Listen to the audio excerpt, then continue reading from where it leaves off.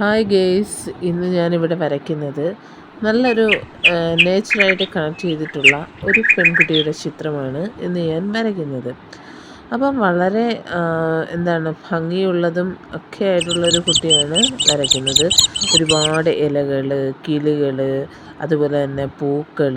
അപ്പോൾ എത്രത്തോളം അവൾ ഭൂമിയുമായിട്ട് ഇണങ്ങി നടക്കുന്ന ഒരു പെൺകുട്ടിയുടെ ചിത്രമാണ്. അപ്പോൾ അത് നമുക്ക് എങ്ങനെയൊക്കെ വരച്ചെടുക്കാം എന്നതിനെ കുറിച്ചിട്ടൊക്കെയാണ് നിങ്ങൾക്ക് ഞാൻ പറഞ്ഞു തരുന്നത്. അപ്പോൾ ഞാൻ എന്ത് ചെയ്തു, ഒരു പെൻസില് എച്ച് ബിയുടെ 6B ഒരു പെൻസിൽ ഞാൻ വെച്ചാണ് വരച്ചത്. പിന്നെ ഏകദേശം ഞാൻ ചിത്രമൊക്കെ പൂർണ്ണമായപ്പോഴത്തേക്കും കിളികളുടെ ചിത്രങ്ങളുമൊക്കെ വരച്ചു. പിന്നെ അത് കഴിഞ്ഞിട്ട് കുറേയേറെ ഫ്ലവർ കൊടുത്തു.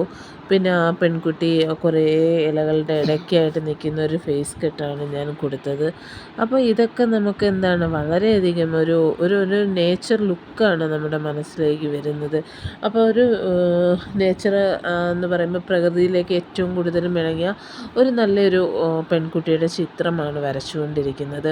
അപ്പോൾ ആ പെൺകുട്ടിക്ക് അല്ലെങ്കിൽ അവളുടെ കണ്ണുകൾക്ക് ഹൈലൈറ്റ് ചെയ്യുമ്പോഴത്തേക്ക് അതെങ്ങനെ ആയിരിക്കും, അല്ലെങ്കിൽ അത്രയും തീക്ഷ്ണമായിട്ടുള്ള കാര്യങ്ങൾ എന്തൊക്കെയാണ്, അല്ലെങ്കിൽ ചെടികൾക്ക് ലൈറ്റ് ഗ്രീനും ഡാർക്ക് ഗ്രീനും ഒക്കെ മിക്സ് ചെയ്ത് കൊടുത്തു. അപ്പോൾ ഇങ്ങനെ ഓരോ കളറുകളും കൊടുത്ത് വരികയാണ്. അപ്പോൾ ആകെ എല്ലാം ഫുൾ ചെടിക്ക് കൊടുത്തു. പിന്നെ ഒരു പൂവ് കൊടുത്തു. പിന്നെ മുഖത്തിന് ഷെയ്ഡായിട്ടുള്ള ചെറിയൊരു ബ്രൗൺ ഷെയ്ഡൊക്കെ കൊടുത്തു. പിന്നെ അതുകൂടെ ലിപ്സ്റ്റിക്കൊക്കെ അടിച്ചു. അപ്പോൾ നല്ല നല്ല സുന്ദരിയായി വന്നുകൊണ്ടിരിക്കുകയാണ്. പിന്നെ കണ്ണിന് ഐ ഷാഡോയൊക്കെ അടിച്ചു. പിന്നെ കൃഷ്ണമണി, അതുപോലെ തന്നെ കരി, അങ്ങനത്തുള്ള ഒരുപാട് കാര്യങ്ങളൊക്കെ സൂചിപ്പിച്ച് ഹെയറിൻ്റെ സ്റ്റൈലായാലും പൂക്കളുടെ സ്റ്റൈലായാലും ഒക്കെ ഒരുപാട് വളരെയധികം ഒരു ചിത്രത്തിൽ നമുക്ക് ഒരു കാം ആൻഡ് ക്വയറ്റ് എന്ന് പറയുന്ന പോലെ നമുക്ക് വളരെ ഒരു അട്രാക്ഷനും നല്ലൊരു നേച്ചർ ലുക്കുമായിട്ടുള്ള ഒരു പെൺകുട്ടിയുടെ ചിത്രമാണ് വരച്ചുകൊണ്ടിരിക്കുന്നത്.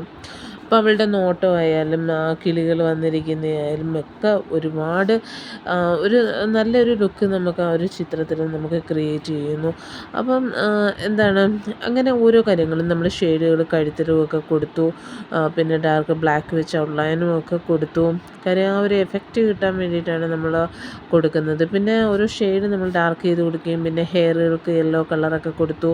അതുപോലെ തന്നെ കിളികൾക്കായാൽ പോലും നമുക്ക് ഹെയറൊക്കെ പാറിപ്പറന്ന് നടക്കുന്നതിനകത്തും കിളികൾക്ക് റെഡ് കളറും പിന്നെ അതുപോലെ തന്നെ ഒരു ബ്ലൂ ഷെയ്ഡും ഒക്കെ കൊടുത്തു. അപ്പോൾ നല്ല നല്ല തിളങ്ങി വന്നുകൊണ്ടിരിക്കുകയാണ്. ഒരു നേച്ചർ ലുക്ക് സ്റ്റൈലിഷായിട്ട് വന്നുകൊണ്ടിരിക്കുകയാണ് ഈ ഒരു പെൺകുട്ടി.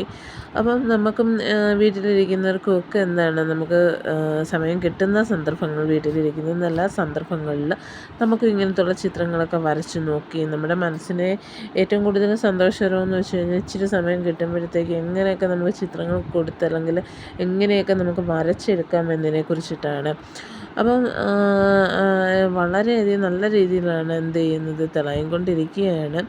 അപ്പോൾ നമുക്ക് ആ ഒരു ചിത്രത്തിലേക്ക് നോക്കിക്കഴിഞ്ഞാൽ എന്തൊക്കെയോ ഒരു കാടും പടലുമായിട്ടൊക്കെ നിൽക്കുന്നുണ്ടെങ്കിൽ നമുക്കൊരു നേച്ചർ സ്റ്റൈലാണ് നമ്മൾ ഉദ്ദേശിച്ചിരിക്കുന്ന പെൺകുട്ടി.